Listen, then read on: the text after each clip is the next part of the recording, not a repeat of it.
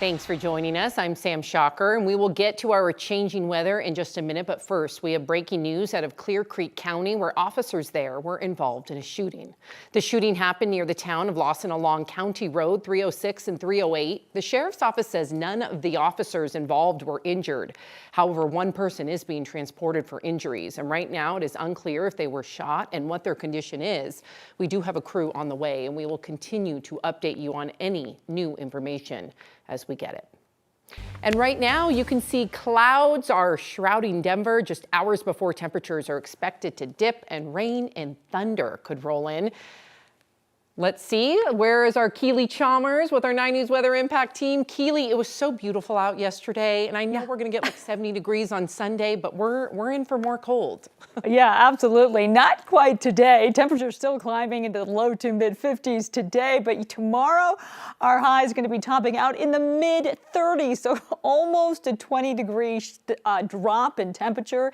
And we have certainly snow in the forecast as well, seeing snow in the high country right now. Not too bad out around the Denver area. We've got some sunshine, 47 degrees right now. The winds, they are calm. So we'll call it partly cloudy today, 52 degrees our forecast high. We do have, after about 5 o'clock this evening, a decent chance to see some showers in the form of rain to start out with, transition to snow overnight, and a little bit of light snow tomorrow morning as well. We'll get 2 waves of snow tomorrow, first in the morning and then another one in the afternoon. But here is a look at your forecast for the day. And again, dropping down into the 40s by 5 o'clock.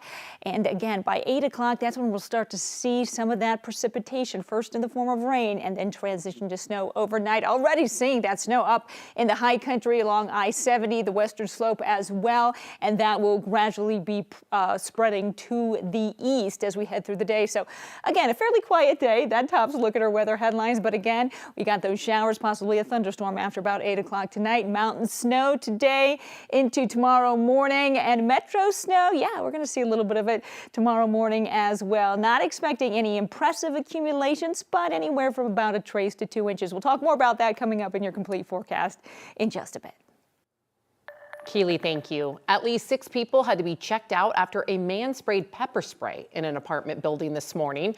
The Adams County Sheriff's Office says around 2:30 when they arrived to the building on Zuni near 84th Avenue in Westminster, a man told them he was spraying because of a meth lab. Firefighters took samples from the wall, and those swabs showed presence of pepper spray, not meth.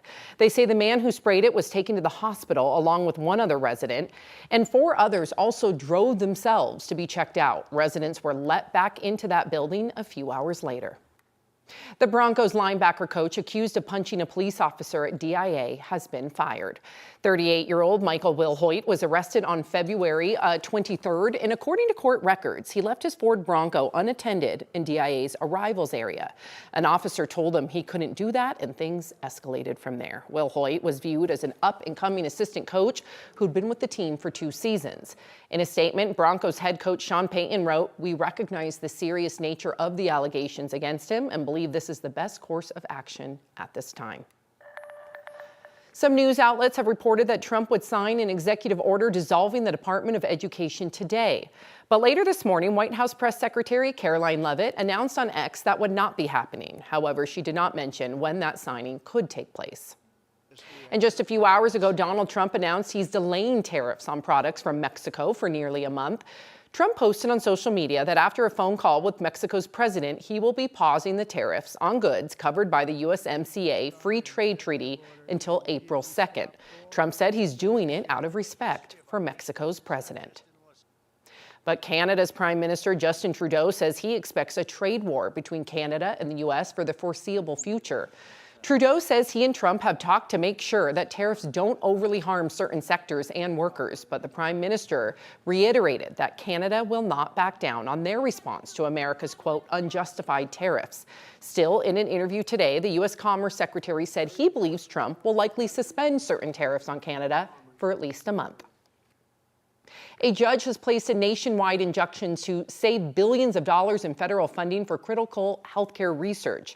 A coalition of 22 state attorneys general, including Colorado, secured an injunction to stop those funds from being frozen. Last month, a group of AGs filed a lawsuit against the National Institute of Health to stop plans to defund research. Those funds support cutting-edge medical and public health research across the country, and it will remain in effect until a final ruling is made. The U.S. Supreme Court has also blocked the Trump administration's attempt to stop foreign aid spending. The justices ruled that the administration must unfreeze about $57 billion approved by Congress to USAID.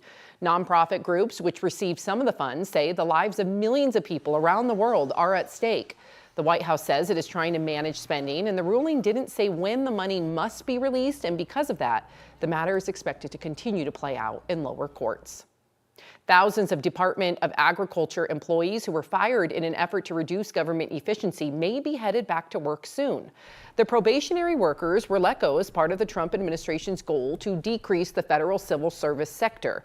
But a special counsel who reviewed employee claims said the layoffs appear to be illegal, and the Protection Board agreed. Employees should be able to return to work immediately for at least a month and a half, and the board will now look closer at the legal questions surrounding those layoffs.